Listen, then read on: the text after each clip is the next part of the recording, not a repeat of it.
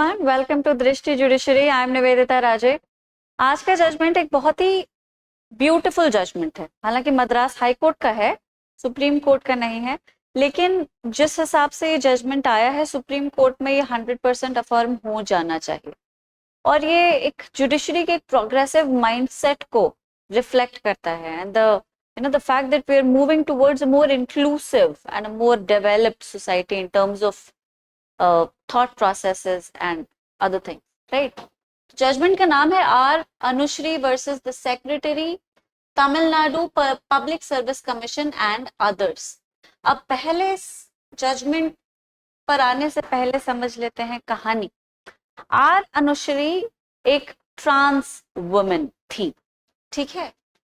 उन्होंने क्या किया कि 2017 के आसपास तमिलनाडु पब्लिक सर्विस कमीशन ने कंबाइंड सिविल सर्विसेज नाम की एक जॉब ओपनिंग डिक्लेयर की। ये एक नॉन इंटरव्यू पोस्ट थी जिसमें कैंडिडेट्स को एग्जाम के लिए इनवाइट किया जाता है और जो भी उस क्राइटेरिया को या फिर कट ऑफ को, क्राइटेरिया एंड कट ऑफ को फुलफिल कर देते हैं, उनसे उनके डॉक्यूमेंट्स मंगा लिए जाते हैं वेरिफिकेशन के लिए। अगर डॉक्यूमेंट्स पुख्ता है, पूरे हैं, तो उनको अपॉइंटमेंट लेटर दे दिया जाता है, ठीक है। Unlike other public service commission exams जहां पे इंटरव्यू होता है, इसमें इंटरव्यू नहीं होता है, ठीक है। तो कंबाइंड सिविल सर्विसेज, इसका फॉर्म अनुश्री ने भरा। अब फॉर्म भरने के बाद जब फाइनल रिजल्ट आया तो अनुश्री स्कोर्ड 121.5। ओके, अब अनुश्री जो थी, सो एक और पॉइंट है, अनुश्री एससी कैटेगरी से थी, ठीक। 121.5 स्कोर आया तो उन्हें लगा कि मेरे डॉक्यूमेंट्स के वेरिफिकेशन के लिए मेरे पास कॉल आ जाएगा, क्योंकि डिसेबिलिटी कैंडिडेट्स, दो तरह के रिजर्वेशन होते हैं। आगे बढ़ने से पहले मैं आपको वो समझा देना चाहती हूँ। मोस्टली बच्चों को ये पता होना चाहिए, लेकिन अगर नहीं पता है तो horizontal and vertical. I apologise for my handwriting. Now, vertical reservation, as we know it, is the conventional reservation, the reservation which is given on the basis of your social class. So, OBCs, SCs, STs, they on EWS, this is a reservation given on the basis of what your position in society was. And to improve that position, government is giving you a certain benefit of reservation. ये है vertical reservation, एक classic reservation जो societal discrimination की वजह से, society जो कुछ factions पीछे रह गए डिस्क्रिमिनेशन की वजह से, उनको आगे बढ़ाने के लिए किया जाता है। तो इसमें एससीज, एसटीज, ओबीसीज, ईडब्ल्यूएस, ये सब आते। Okay, this is vertical reservation. Horizontal reservation on the other hand is the need based reservation which is given to people who are lacking because of their biology, या फिर उनकी biology की वजह से जो उनके साथ डिस्क्रिमिनेशन किया गया है। देखो, रिजर्वेशन अल्टीमेटली दिया इसीलिए ही गया है क्योंकि कुछ फैक्शंस को डिस्क्रिमिनेट किया गया। Because of that discrimination they could never enter और become part of the mainstream. Now since the entire workforce is required and we are after all developing to an era where everybody is deemed capable of working, and working is inherent or imperative for dignity. So equal opportunities for everyone, no matter what their biology is, no matter what class they come from, what societal background they come from. Government will support you if you want to enter the mainstream, do something with your life, get educated, find a job, etc. है ना। अब horizontal reservation, like I said, is a need-based reservation given to people who were discriminated because of their different biology. So, women, of course, PWDs, physically disabled, right? So, these were the horizontal classes of reservation. Up until 2019 or 2014 rather, NALSA versus Union of India, a judgment which is known to everyone, एक बहुत ही important judgment था ये, जहाँ पे transgenders को a third gender और special gender identify या recognise किया गया था। और सुप्रीम कोर्ट ने सेंट्रल और स्टेट गवर्नमेंट्स दोनों को गाइडलाइंस और इंस्ट्रक्शंस दिए थे that you create a special category with in the horizontal reservation, within the vertical reservation to provide benefit to transgenders also. Okay, because of their different biology or because of the fact that they felt different, transgenders basically are people who identify with a different gender than what was assigned to them at birth. Simple भाषा में एक वो आदमी जो अपने natural gender से identify नहीं करता, मतलब उसका शरीर तो मेल का है लेकिन उसका दिमाग उसको मेल नहीं मानता, अपने सेल्फ को जो माइंड है या जो भी कुछ है कॉन्शियस, वो मेल या मैस्कुलिनिटी को एक्सेप्ट नहीं करता, it tends to be more feminine, wants to become more feminine. ठीक है, तो ये होता है ट्रांसजेंडरिज्म। अब यहाँ पे ट्रांसजेंडर्स को थर्ड जेंडर की कैटेगरी में रख के स्पेशल स्टेटस देने की बात की गई थी NALSA versus union of India में, where supreme court directed the state and the central government कि आप इस तरह की गाइडलाइंस निकालिए, एक्ट लेकर आइए, लेजिस्लेटिव प्रोसेस से पूरा का पूरा एक लॉ क्रिएट करिए जिससे इन लोगों को भी रिजर्वेशन मिल सके। It's high time that we make them part of the mainstream. ठीक है, कितने टाइम से ये लोग डिस्क्रिमिनेटेड हैं, टॉर्चर्ड हैं, they resort to the most menial forms of labour to sustain themselves. ठीक है, नाच के गा के सड़कों पे भीख मांग के इधर उधर काम करके, जो कि बिल्कुल भी एक किसी भी एक सिविलाइज सोसाइटी में जिनको एक डिग्निफाइड रेस्पेक्टफुल प्रोफेशंस का नाम नहीं दिया जा सकता, उन्हें करना पड़ता है क्योंकि सोसाइटी उन्हें एक्सेप्ट नहीं करती। अब जब कुछ लोग हैं, कुछ ट्रांसजेंडर्स हैं जो सामने आना चाहते हैं और जो नौकरियां करना चाहते हैं, पढ़ना लिखना चाहते हैं, तो गवर्नमेंट उनका साथ देगी, राइट। यही थे instructions NALSA versus union of India के। अब अनुश्री का मानना था कि मैं एससी हूं और एससी के विद इन मैं एक ट्रांसजेंडर वुमेन हूं। ठीक है, वापस आ जाते हैं। एससी के with in I am a transgender women. Okay, और इस वजह से मुझे एक स्पेशल कैटेगरी का रिजर्वेशन मिलना चाहिए, मतलब हॉरिजॉन्टल रिजर्वेशन मिलना चाहिए। Got it? This is what she assumed. लेकिन अपॉइंटमेंट के लिए वेरिफिकेशन, सर्टिफिकेट वेरिफिकेशन का कॉल अनुश्री को नहीं आया। अब अनुश्री ने जब और आगे पता किया तो उन्हें पता चला कि स्पेशल कैटेगरी मतलब हॉरिजॉन्टल रिजर्वेशन में जितने भी स्पेशल क्लासेस थे, पीडब्ल्यूडीज एक्सेट्रा, उनका कट ऑफ 90 था। 90 मार्क्स पे उनको कॉल आ गया था। अनुश्री का स्कोर 121 था और उनको कॉल नहीं आया। और वो तो यही मान रही थी कि भाई मैं तो स्पेशल कैटेगरी में आती हूँ, मुझे तो हॉरिजॉन्टल रिजर्वेशन मिलेगा।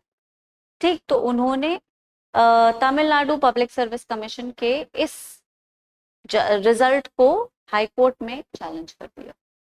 अब हाई कोर्ट में जब ये चैलेंज हुआ तब तमिलनाडु पब्लिक सर्विस कमीशन का जो आर्ग्यूमेंट था वो ये था कि भाई we do not have, Tamil Nadu as of now does not have any specific legislation or any rules or set of guidelines that provides a special reservation to transgenders, and since we do not have law that we can follow, we put Anushri in the category of women since she identifies as a woman. तो हमने उनको SC women में रखा और SC women की cut off 222 गई थी, अनुश्री की कट ऑफ 121 थी और इस वजह से उन्हें इंटरव्यू का वेरिफिकेशन का कॉल नहीं। ठीक है, अब देखने में तो ऐसा लग रहा है कि हाँ बात तो सही है भाई, she identifies as a women, she wants to be a women, now she is being placed in the category of women, right. वो औरत से आइडेंटिफाई करती हैं, औरत बनना चाहती हैं और उन्हें औरतों की तरह ट्रीट भी किया जा रहा है, मतलब तमिलनाडु गवर्नमेंट उन पे उन्हीं पॉलिसीज को एग्जीक्यूट कर रही है, इम्प्लीमेंट कर रही है जो कि औरतों पे की जाती हैं। तो there shouldn't be a problem, there shouldn't be any cause of action, but in fact there was. सोचने वाली बात है। Let's talk about A and B. ठीक है, मैं इसको इरेज कर देती हूँ so that there is space. Now let's say that there's a person A and there's this person B. अब A एक एबल्ड बॉडीड आदमी है, ओके, और बी डिफरेंटली एबल्ड है, पीडब्ल्यूडी। दोनों ही मेल्स हैं, गॉट इट। अब दोनों मेल्स हैं भले ही, लेकिन बी को ए की तरह ट्रीट नहीं किया जा सकता। क्यों? क्योंकि बी ए से डिफरेंट है, उनका शरीर, उनकी एबिलिटी ए से डिफरेंट है। अब जब वो पूरी तरह से या फिर सर्टेन एस्पेक्ट्स में वो ए जितना केपेबल नहीं है, क्योंकि ऑब्वियसली उनके पास एक हैंडीकैप है जिनकी वजह से वो एकदम ए के साथ बराबर खड़े नहीं हो सकेंगे। अब जब ये दोनों अनइक्वल हैं in terms of their physical capability, they can not be treated equally. आप मेरी बात समझ रहे हैं? जब दोनों का शरीर एक सा नहीं है तो दोनों को एक ही कैटेगरी में कैसे रखा जा सकता है? Even when they both identify as males, they both are in fact males. ठीक है, मेल होने के बावजूद भी क्योंकि उनकी बॉडी डिफरेंट है, एक एबल बॉडीड है, एक पीडब्ल्यूडी है, तो उसको स्पेशल स्टेटस दिया जाता है। उसके उसके जेंडर से कोई लेना देना है नहीं। अनुश्री का भी यही कहना था कि भाई, आई even though I identify as a woman, I am not completely a woman. Nature did not make me a woman, and that makes me, or that puts me in a special category. That puts me in a category where I am different than normal women. And since I'm different than normal women, I cannot be treated the same way as you are treating the ordinary women. ये उनका stance था। अब आप सोचें कि Madras high court ने क्या कहा होगा। मैंने लेक्चर की शुरुआत ही एक पॉजिटिव नोट से की कि भाई जुडिशरी एक प्रोग्रेसिव एटीट्यूड के साथ आगे बढ़ी है, तो जाहिर बात है कि मद्रास हाईकोर्ट का जजमेंट अनुश्री के फेवर में ही आया, और हुआ भी ऐसा ही। मद्रास हाईकोर्ट का जजमेंट अनुश्री के फेवर में ही आया, और इसी चीज को हाईलाइट किया गया जो मैंने आपको अभी समझाई है कि even though she identifies as a woman, she is not completely a woman because of her different biology. She is definitely a woman in her head and everything, लेकिन उनका शरीर एक नॉर्मल नेचुरल औरत से डिफरेंट है। ठीक है, उनकी जो बैकग्राउंड है, उनकी लाइफ का स्ट्रक्चर है, उनकी लाइफ के हार्डशिप्स हैं, वो एक ऑर्डिनरी वुमेन से बिल्कुल अलग रही हैं, और इसलिए उन्हें एक ऐसी वुमेन की कैटेगरी में नहीं डाला जा सकता। राइट, फिर उन्होंने NALSA versus union of India 2014 का जो जजमेंट था उसे हाईलाइट भी किया कि भाई, जब सुप्रीम कोर्ट के गाइडलाइंस थे स्पेशली कि आपको इस तरह का लेजिस्लेशन बनाना है, आपको इस तरह के रूल्स लेकर आने हैं जहां पे हम ट्रांसजेंडर्स को स्पेशल कैटेगरी में रख के उनको वर्टिकल रिजर्वेशन के विद इन रिजर्वेशन दे सकें। ठीक है, अगर आपको लग रहा है कि ये रिजर्वेशन विद इन रिजर्वेशन है और अनुश्री को तो ट्रिपल रिजर्वेशन मिल गया, विमेन का भी, एससी का भी, ट्रांसजेंडर का भी, तो ऐसा नहीं है। She did not wanted to she did not want to have the privilege of SC women. She wanted to be identified as a SC trans women and then get that special status.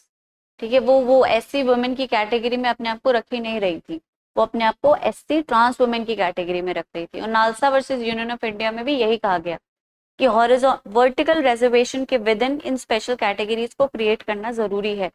जैसे कि अगर एक PWD है और वो SC है तो उसको बेनिफिट एससी और पीडब्ल्यूडी दोनों का मिलता है, एक कंपाउंड रिजर्वेशन उनको दिया जाता है, डबल रिजर्वेशन नहीं, कंपाउंड एवरेज निकाल लिया जाता है।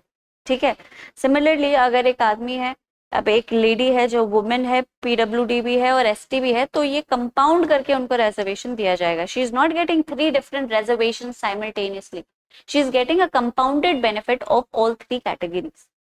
Anushri wanted the compounded benefit of her caste and the fact that she was a trans woman. Okay, तो मद्रास हाई कोर्ट ने तमिलनाडु स्टेट गवर्नमेंट से इमीडिएटली कहा कि आप इस रिगार्ड में इमीडिएटली गाइडलाइंस बनाना शुरू करें ताकि आपके फ्यूचर एग्जाम्स में इस तरह की डिस्क्रिपेंसी ना हो, और कमीशंस को, एग्जामिनेशन को कंडक्ट करवाने वाली बॉडीज को इंस्ट्रक्शन और प्रॉपर हिदायत मिल सके कि उन्हें ट्रांसजेंडर्स को स्पेशल कैटेगरी में रख के उन्हें अलग रिजर्वेशन देना है। और तमिलनाडु पब्लिक सर्विस कमीशन से इमीडिएटली ऑर्डर दिया गया, मैंडेमस की रिट आई थी यहाँ पे, इमीडिएटली उनको ऑर्डर आया कि अनुश्री के डॉक्यूमेंट्स के लिए वेरिफिकेशन ऑर्डर किया जाए और उस बेसिस पे उनको अपॉइंटमेंट भी दिया जाए.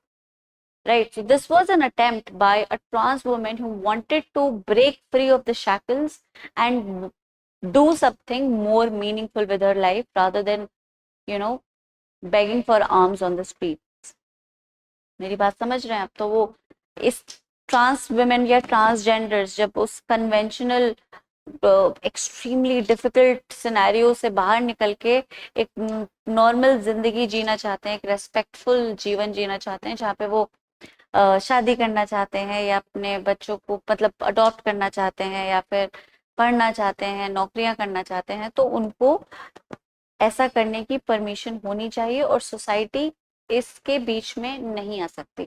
और यही गवर्नमेंट का एफर्ट है जो कि हम 2019 का जो ट्रांसजेंडर्स प्रोटेक्शन एक्ट आया है उसमें हम देख भी रहे हैं. ठीक है ना? चलो अब देखते हैं केस को, नोट्स देख लेते हैं. फैक्ट्स मैं आपको बता ही चुकी. Petitioner Anushree, trans women, respondent secretary Tamil Nadu Public Service Commission and others.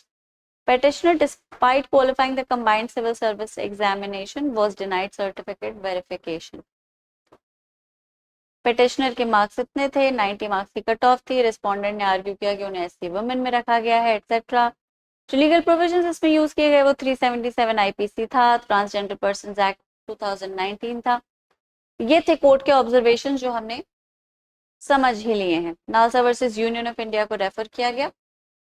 Okay, अब इससे रिलेटेड बहुत सारे इंपॉर्टेंट केसेस हैं जहाँ पे आप एक प्रोग्रेशन को या 377 पे डिक्रिमिनलाइजेशन ऑफ होमोसेक्सुअलिटी पे तो ये आंसर फिट नहीं होगा, लेकिन इन जनरल 377 पे इस आंसर को डाला जा सकता है.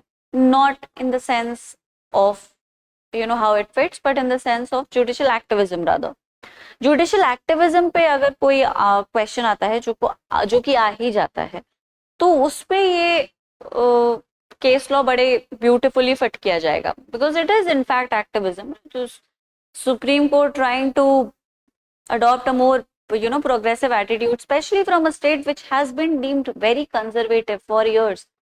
ठीक है, तमिलनाडु को एक बहुत कंजर्वेटिव स्टेट माना जाता है, लेकिन वहां से इतने अच्छे अच्छे जजमेंट्स निकल कर आ रहे हैं. इससे पहले भी एक एलजीबीटीक्यू का जजमेंट आया था, कुछ साल हो गए उसे. ठीक है, तो जुडिशियल एक्टिविज्म के जो केसेस है उनमें आप इन्हें डाल सकते हैं. उसके बाद आर्टिकल 14, 15 एंड 16, क्योंकि ये जॉब की बात थी, तो 16 तीनों ही आर्टिकल्स से रिलेटेड अगर कोई क्वेश्चन आता है तो ये लेटेस्ट केस है, भले ही मद्रास हाईकोर्ट का है, आप इसे बहुत ही अच्छे से फिट कर सकते हैं. और क्योंकि एक बहुत ही अच्छा जजमेंट था तो ये आपके आंसर को हाईलाइट करेगा. So these are the important cases that are not particularly related, but they're similar, synonymous. NAS Foundation versus Government of NCT of Delhi. Suresh Kumar Kaushal versus union of India. अब यहाँ पे हालांकि होमोसेक्सुअलिटी की बात थी, transgenderism से कोई लेना देना नहीं था, लेकिन फिर भी जुडिशियल एक्टिविज्म से रिलेटेड ये काफी अच्छे अच्छे केस लॉस हैं. NALSA versus union of India, Navtej Singh Johar versus union of India, Shafin Jahan versus KM Ashokan. ठीक है, क्वेश्चंस कर लेते हैं. Which year did the supreme court of India decriminalise consensual homosexual act between adults by reading down section 377? You should know the answer. ये बहुत important है. Even though the case is quite old, it is still quite relevant. ठीक है, ये काफी important और काफी क्या कहेंगे इसको, रेलेवेंट केस है जो हमेशा रहेगा, क्योंकि इसने इंडिया में एक बहुत ही रेवोल्यूशनरी एटीट्यूड किया, रेवोल्यूशनरी रेवोल्यूशन शुरू किया है. It started something which was being fought for decades, giving recognition to people who have the same sex orientation. उन्हें कितना exploit किया गया, कितना बेचारे, मतलब they had to go through so much, we cannot even imagine. इतने उनके सालों की लड़ाई. ठीक है, तो फाइनली सुप्रीम कोर्ट ने उनकी स्ट्रगल को, उनकी हार्डशिप को, उनके उनके शैकल्स को एक्नॉलेज करके फाइनली उनकी सारी जंजीरों को तोड़ दिया. तो ये रेवोल्यूशन की शुरुआत थी, इसीलिए ये जजमेंट इतना इंपॉर्टेंट है, हमेशा रहेगा. तो आपको पता होना चाहिए कौन से साल में आया. Which fundamental right was mainly invoked by the Supreme Court in its judgment on Section 377 to uphold the dignity of the LGBTQ community? You know the answer. You should know the answer if you don't already. Right. Give me the answer in the comments below. Which case is associated with the Supreme Court's historic judgment on 377? Again, historic की बात हो रही है. Historic, not the judgment that was overruled. Right. Means की question, critically examine the evolution of the legal status of Section 377 of the IPC, discuss its impact on the rights of the LGBTQ community, analyze the significance of the Supreme Court's judgment in Navteej Singh Johar versus Union of India case in transforming the jurisprudence of human rights in India. थोड़ा सा नीचे हो गया है. दृष्टि के अपने questions है, लेकिन काफी अच्छे क्वेश्चंस हैं, एक्चुअल क्वेश्चन से मिलते जुलते हैं. इन पे आंसर जरूर लिखें. और जैसा कि मैं हमेशा कहती हूँ, अपने लिखे हुए आंसर्स को किसी से इवैल्यूएट करवाइए. आपने लिख दिया और आप खुश हो गए, उस आंसर की क्वालिटी बिल्कुल अच्छी नहीं थी, उसमें मिस्टेक्स थी, प्रॉपर फॉर्मेटिंग नहीं थी, एक प्रॉपर स्ट्रक्चर नहीं था, आंसर हैज़र्ड था. ये सारी मिस्टेक्स को कोई ना कोई आपको बताने वाला होना चाहिए. आप अपने ओवर कॉन्फिडेंस में कुछ भी लिखाए तो एग्जामिनर आपको मार्क्स नहीं देगा. सिर्फ केस लॉस को इंक्लूड कर देना आंसर को अच्छा नहीं बनाता. केस लॉस को किस तरह से इंक्लूड करना है, कहाँ इंक्लूड करना है, ये भी एक आर्ट है. Answer writing is an art. और ये जितने भी कंपेटिटिव एग्जाम्स हैं, जुडिशरी के, यूपीएससी के, ये इसी आर्ट पे ही बेस्ड हैं. जो जितना अच्छा आंसर लिख लेता है वही सिलेक्शन पा जाता है ना. चलिए, आज के लिए इतना ही. फिर मिलेंगे इसी तरह के बहुत ही अमेजिंग इंटरेस्टिंग जजमेंट के साथ. तब तक आप सब अपना ख्याल रखिए. Thank you so much. Bye bye.